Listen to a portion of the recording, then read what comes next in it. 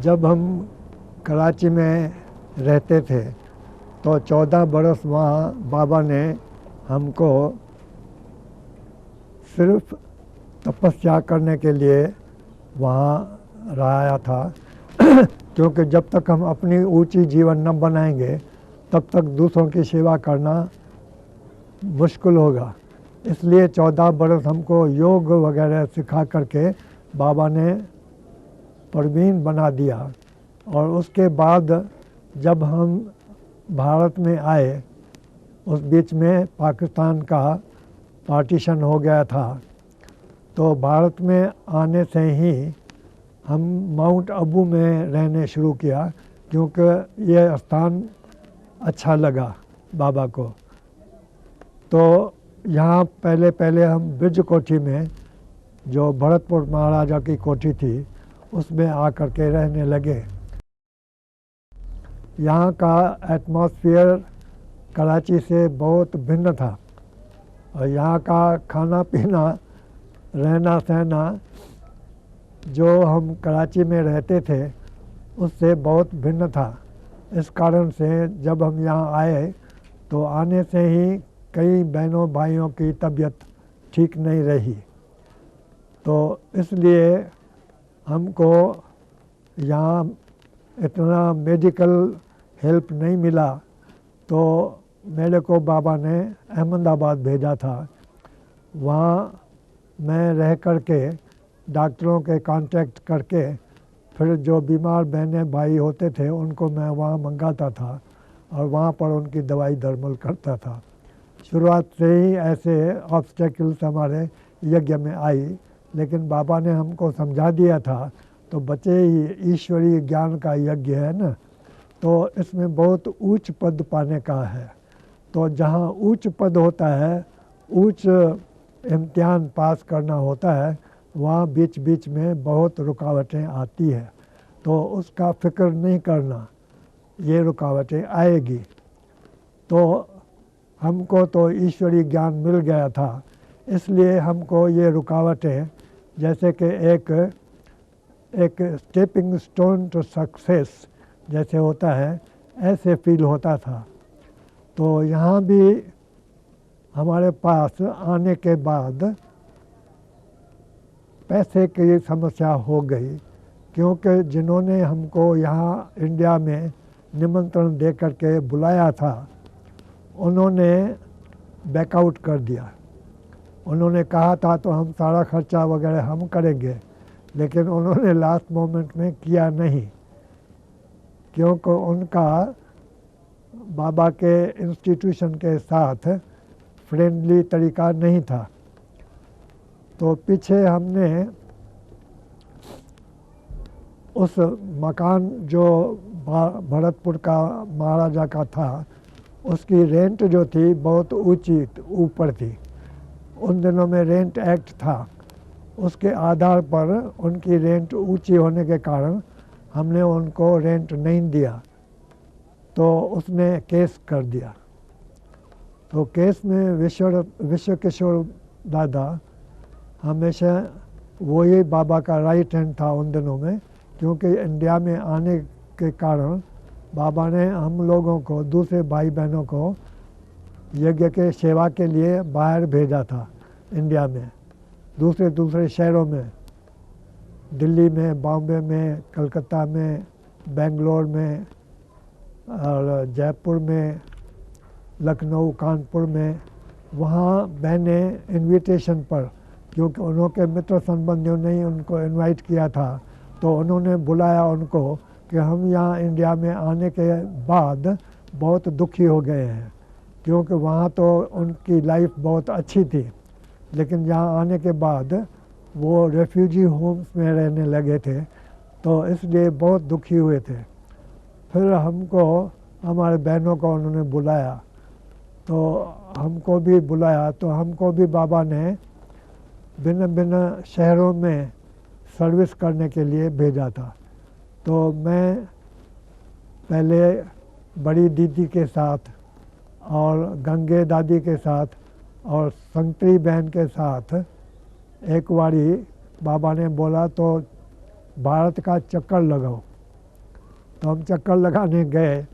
तो हमारी एम थी तो महात्माओं वगैरह के साथ में हम कनेक्शन में आए, इसलिए हम गए पहले ऋषिकेश।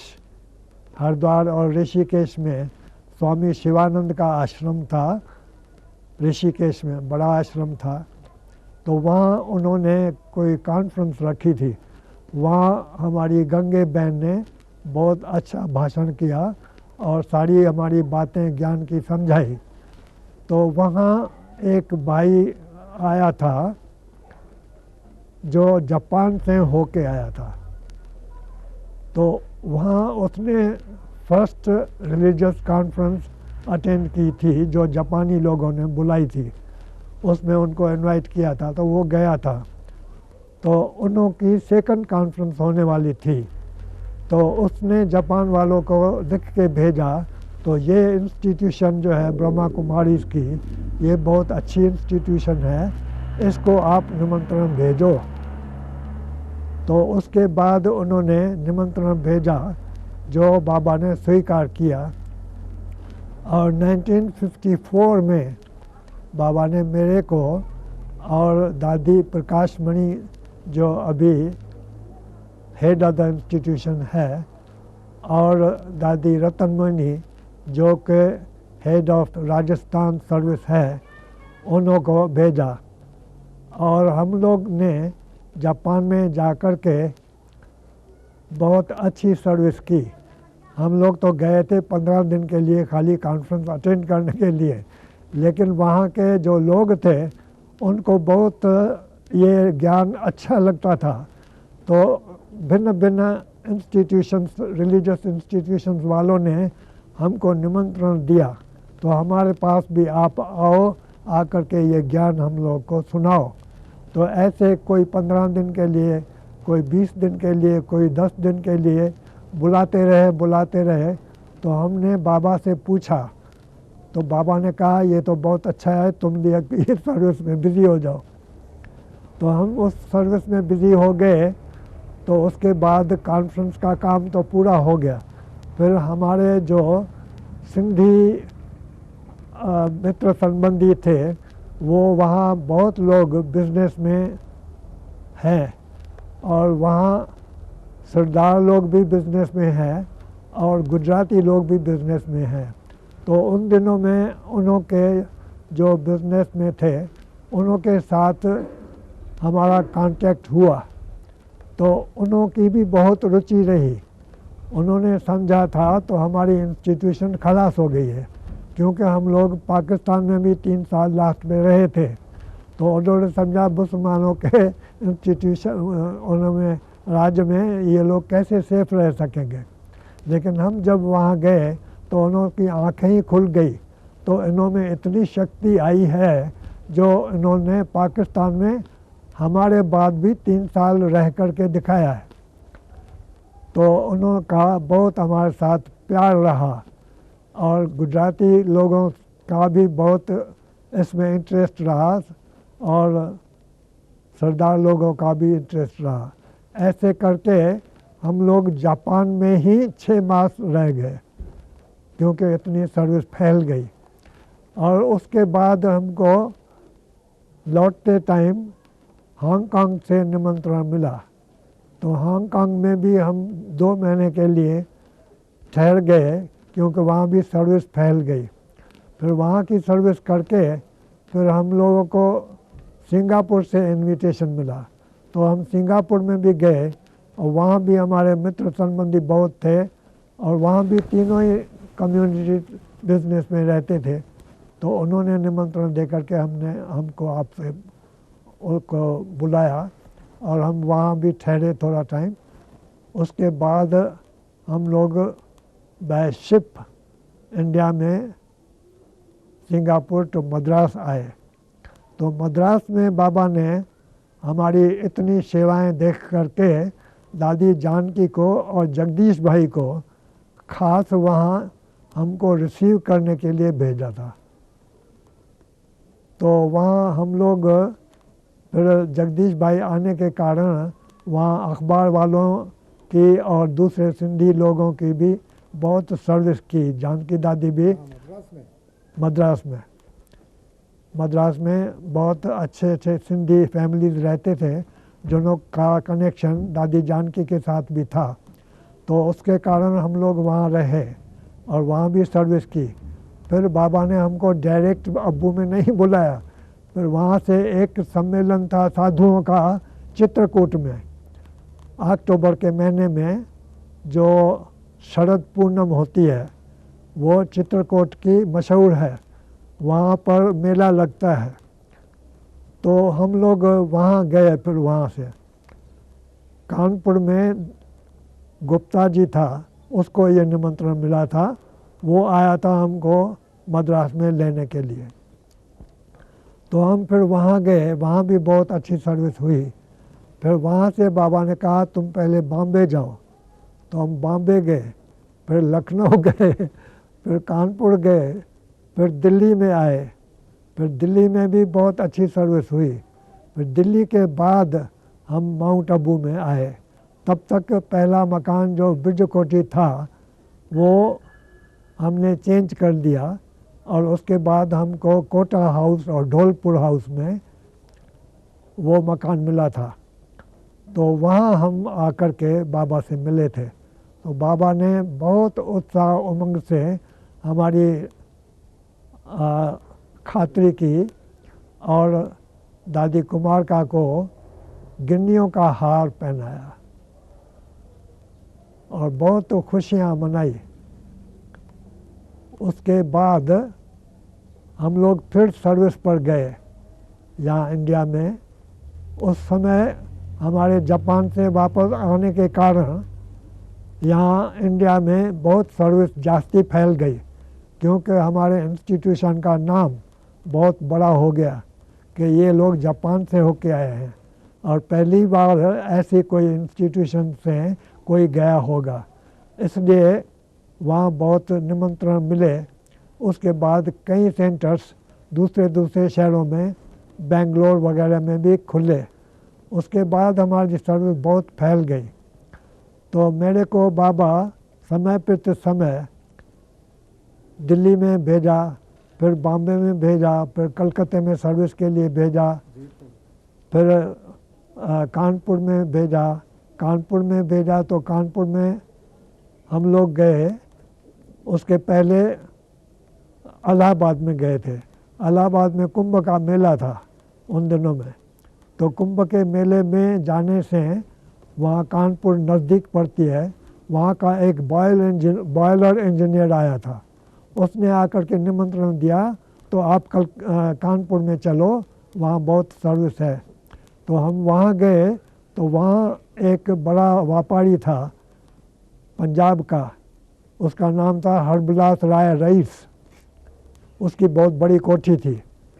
तो उसने हमको निमंत्रण दिया अपने घर में, बोला आप यहाँ आकर के सेंटर खोलो। तो अपने घर में उसका अलग एक मकान बना हुआ था अलग, उसमें हमको उसने निमंत्रण दिया और हम जाकर के वहाँ रहे और वहाँ से सर्विस शुरू की। और फिर उसके बाद लखनऊ में भी सर्विस हुई कि वहाँ दादा राम रहता था। दादा राम और सावित्री जिन्होंने शुरू में लखनऊ में सर्विस शुरू की, उसका बाबा के साथ लौकिक में कनेक्शन था। तो इसके कारण वहाँ बहुत अच्छी सर्विस चालू हुई। फिर उसके बाद तो बहुत राजस्थान में भी सर्विस चालू हो गई। अजमेर, जयपुर, जोधपुर वगैरह ऐसे शहरों में सर्विस चालू हो गई।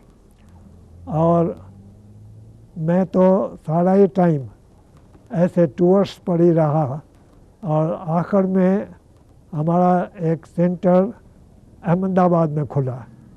तो अहमदाबाद में खुलने के बाद वहाँ बहुत अच्छी सर्विस शुरू हो गई, क्योंकि अहमदाबाद में बहुत बड़े बड़े लोग, व्यापारी लोग, इंडस्ट्रियलिस्ट लोग रहते हैं। वहाँ बाबा ने बहुत उत्साहपूर्वक वो सेंटर खुलाया और वहाँ बहुत अच्छी सर्विस हुई। उसके बाद बाबा ने first museum in India, spiritual museum, 1965 में वहाँ किशनपोल बाज़ार में खुलाया। वो जब खुला तो बाबा ने मेरे को अहमदाबाद से वहाँ भेजा। जहाँ जहाँ नई नई सर्विस चालू होती थी वहाँ मेरे को बाबा सर्विस के लिए भेजता था। तो वैसे मैं जो जयपुर में भी 2 साल पहले रह कर के और वहाँ बहुत अच्छी सर्विस फैली। उसके बाद और भी सेंटर्स वहाँ खुल गए। उसके बाद बाबा ने 1969 में अव्यक्त होने के बाद फिर माउंट आबू में सर्विस का प्रोग्राम शुरू करना था, क्योंकि अब तक बाहर में जो सेंटर्स खुलते थे उनमें से लोग आने लगे माउंट आबू में। तो तब तक हमारा मकान जो कोटा हाउस और धौलपुर में हाउस में था वो बदली होकर के फिर पांडव भवन में आ गया। 1968 में पांडव भवन लिया था। तो उसमें सेंटर हमारा मेन सेंटर इंटरनेशनल हेडक्वार्टर्स, पहले नेशनल हेडक्वार्टर्स खुला क्योंकि उन दोनों में फॉरेन की सर्विस चालू नहीं हुई थी। तो बाबा के बाद मैं और निर्वैर भाई दोनों आकर के इकट्ठे माउंट आबू में पांडव भवन में सर्विस शुरू की। 1969 के बाद 1970 में ही हम लोग आए थे। और बाबा के अव्यक्त होने के पहले बाबा ने एक मकान जो वहाँ बहुत अच्छा था माउंट आबू में, वो माउंट आबू के सर्विस के लिए वहाँ एक स्पिरिचुअल म्यूज़ियम बड़े ग्रैंड स्केल पर खोलने का विचार बताया था। उसके बाद रमेश भाई जो बॉम्बे वाला है उसको बुला करके उसने उसको कहा था कि यहाँ जो म्यूज़ियम बनाना है वो तुम बनाओ। और उसको जो उस समय बाबा ने एक ट्रस्ट बनाने के लिए रमेश भाई को कहा था, जो वर्ल्ड रिन्यूअल स्पिरिचुअल ट्रस्ट के नाम से बनाया था।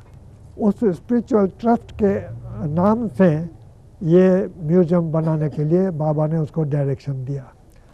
तो मकान ले लिया गया और उस समय बाबा के बाद वो मकान में म्यूज़ियम बनाने शुरू हुआ, जिसमें मुख्य बनाने का काम निर्वैर भाई ने किया। और वो म्यूज़ियम इतना अच्छा बना जो सारे इंडिया में जैसे कि एक मॉडल बन गया। उसके बाद भारत में बहुत ऐसे म्यूज़ियम्स उसको देख करके बनाने लगे। शिव बाबा ने ब्रह्मा बाबा के द्वारा जैसे कि एक वरदान दे करके दादी प्रकाश मणि को एडमिनिस्ट्रेटिव हेड बनाया था, प्रेरणा दे के गया बाबा। उसके बाद दादी प्रकाश मणि एडमिनिस्ट्रेटिव हेड बनने के बाद और बाबा के अव्यक्त होने के बाद सर्विसेज बहुत फैल गई। बाबा ने बताया था कि मेरा अव्यक्त होना ज़रूरी है, क्योंकि मैं अव्यक्त होने के कारण इस शरीर के लिमिटेशन से बाहर रहूँगा। और शरीर में लिमिटेशन होने के कारण मैं बहुत बाहर के लोगों को सर्व नहीं कर सकता हूँ। इसलिए मैं अव्यक्त रूप में हो करके शिव बाबा को मदद करूँगा।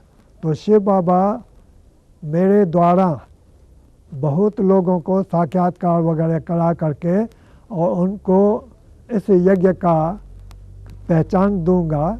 और उस पहचान के कारण बहुत लोग यहाँ आएंगे और ज्ञान लेने की तमन्ना रखेंगे। तो इसलिए बाबा ने ये राज समझा दिया था।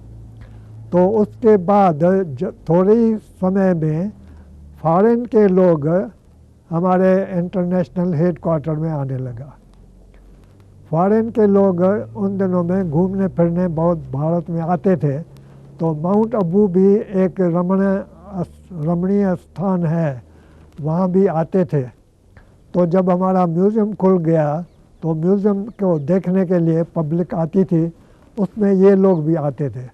तो वो ज्ञान जो हमारा फॉरेनर्स ने सुना तो उनको ये एक अजीब ज्ञान लगता था। तो ऐसा ऊंचा ज्ञान और हमको अभी तक पता ही नहीं है। तो इतना ऊंचा ज्ञान लेने की उनकी आशा रही। तो पहले पहले दो भाई आए थे। एक चार्ली भाई ऑस्ट्रेलिया का था और दूसरा साइमन भाई, वो भी ऑस्ट्रेलिया का था। वो दोनों लंदन में सर्विस करते थे, नौकरी करते थे। तो वो लंदन में कांटेक्ट में आए थे।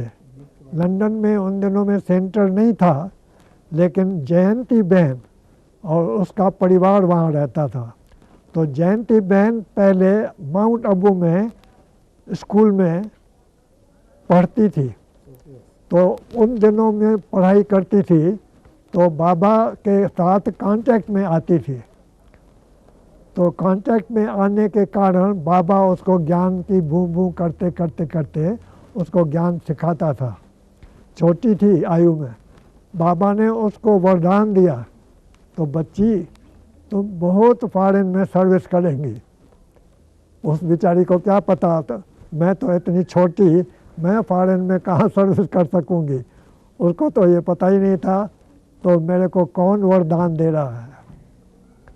तो बाबा ने उसको वरदान दिया।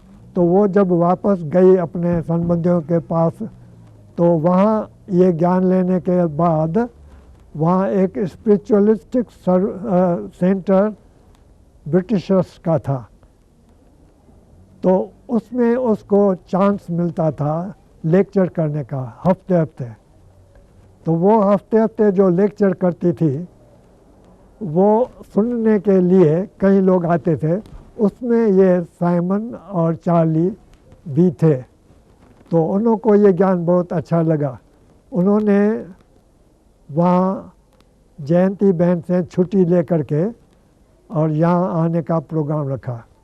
वो पहले ही दो लोग थे जो मधुबन में आए, फिर उन्हों के बाद कई दूसरे लोग भी आने लगे, टूरिस्ट आने लगे। तो उन्होंने जा कर के ऑस्ट्रेलिया में सेंटर खोला। फिर लंदन में जाने का हमको एक चांस मिला, क्योंकि अमेरिका से एक अवास्टिंग रिट्रीट के नाम से एक इंस्टीट्यूशन थी। उन्होंने हमको पांडव भवन में निमंत्रण भेजा था 1972 में। तो हम 1970 से ही वहाँ ऑफिस खोली थी जिसमें निर्मल भाई और मैं रहता था। तो उन्होंने जब इनविटेशन भेजी थी, वहाँ योग के लिए योगा इंस्टीट्यूशन थी। तो हमने वो इंस्टीट्यूशन का इनविटेशन स्वीकार कर लिया और उन्हों को हमने पहले तो अपना ही बायोडाटा लिख करके भेज दी। मैंने, निर्मल भाई ने और रतन दादी का और एक दो और का निमंत्रण स्वीकार करके उन्हों को बायोडाटा भेजी थी। तो उन्होंने इनविटेशन बोला आओ।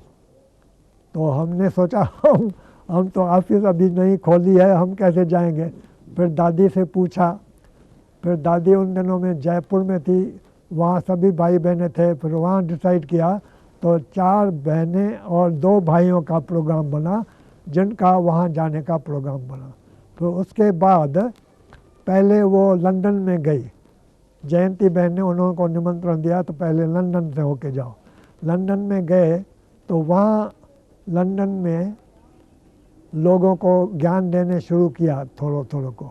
तो वहाँ एक सेंटर हमारा छोटा खुल गया। वो सेंटर खुलने के बाद फिर बाकी लोग वास्टिंग रिट्रीट में वहाँ गए अमेरिका में। वहाँ का चक्कर लगा के फिर जगदीश भाई भी उस ग्रुप में था, रमेश भाई भी उस ग्रुप में था। तो जगदीश भाई ने फिर आगे अपना टूर लगाया और उस दिनों में जापान और हांगकांग वगैरह में हो करके चक्कर लगा के फिर यहाँ लौटा था। इस तरीके से फॉरेन की सर्विस शुरू हो गई। हम लोग 2-4 भाई नहीं थे शुरुआत में, हम लोग 75 भाई थे और 300 माताएं बहनें थी जब कराची में रहते थे। फिर कराची से जब यहाँ आए तो कुछ कम हो गए क्योंकि ओल्ड एज के कारण कईयों ने शरीर छोड़ दिया था। तो हम लोगों को बाबा ने ये ट्रेनिंग दे दी थी तो माताओं को आगे रखना है, क्यों कि माता मदालसा है और माताओं का हृदय जो होता है कोमल होता है, उन्हों का सेवा करने का जो अंग होता है वो लोगों को अच्छा लगता है। मीठी मीठी डोली दे करके उन्हों को आप समान बनाने का तरीका आता है। तो हमने वो बाबा का जो डायरेक्शन था वो आशीर्वाद के तरीके से माना और हम लोग ने अपना जो लोगों को दुनिया में अभिमान होता है कि हम बड़े हैं और माताएं छोटी है, ये बदली करके हमने अपना प्रिंसिपल ये रखा कि माताओं को आगे रखना है। और हमने फिर इंडिया में आने के बाद जो अनुभव किया तो अनुभव से हमको ये पता चला कि माताओं को ज्ञान देने से, माताओं के ज्ञान देने के बाद पुरुष लोग भी उनके सुनते थे, लेकिन भाई लोग अगर ज्ञान देते थे तो अचानक ही ऐसी उनके पहले की प्रवृत्ति होने के कारण वो इतना बात नहीं मानते थे, लेकिन माताओं की बात वो जल्दी मान लेते थे।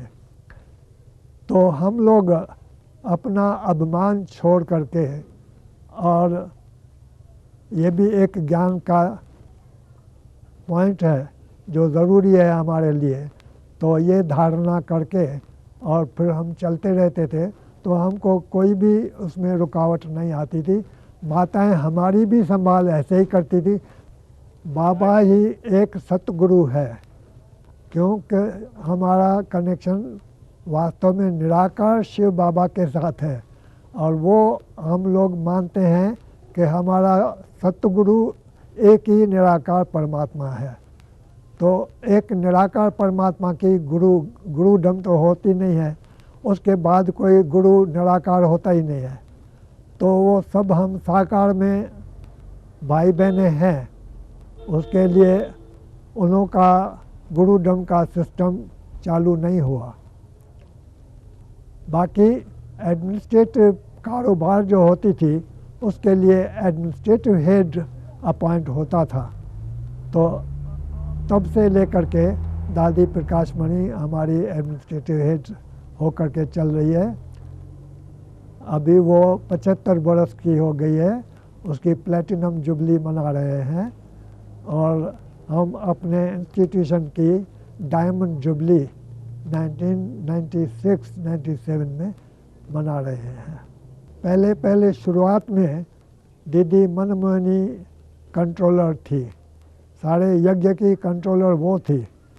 माता थी, बुजुर्ग थी और अनुभवी थी, इसलिए बाबा ने उसको अपॉइंट किया था और वो उस स्टेज में यहाँ तक चलती आई।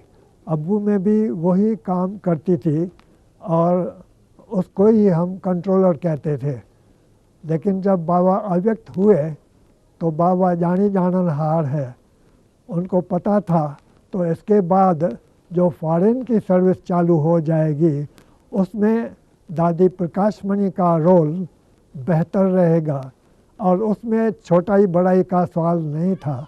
बाबा जो कुछ करता था, हम बाबा के आशीर्वाद से, बाबा के पहचानने के कारण हम उसके हर बात को श्रीमत कह करके मानते थे और उस श्रीमत के आधार पर दादी प्रकाश मणि जब एडमिनिस्ट्रेटिव हेड बनी तो दीदी मनमोहनी एडिशनल एडमिनिस्ट्रेटिव हेड बनी, लेकिन दोनों का तरीका ऐसा था जो जैसे कि दो शरीर आत्मा एक है, ऐसे कार्य उनका चलता था। और अंत तक भी दीदी जब तक थी शरीर में, तब तक दादी और दीदी का ऐसा ही आपस में रिलेशनशिप रहा। और उसके बाद दादी जानकी एडिशनल एडमिनिस्ट्रेटिव बनी और उनका भी जो रिलेशनशिप बड़ी दादी के साथ है वो ऐसा ही है जैसे दीदी का था। दर्शकों के लिए तो बाबा की आशीर्वाद ही काफ़ी है, क्योंकि बाबा की जो श्रीमत है वो है पवित्र बनो योगी बनो, और यही मैसेज बाबा ने सभी के लिए वरदान के रूप में दिया है। और हमारा भी यही मैसेज सारी दुनिया के लिए है कि योगी बनो, पवित्र बनो और देवी देवता बनने का पुरुषार्थ करो। ओम शांति।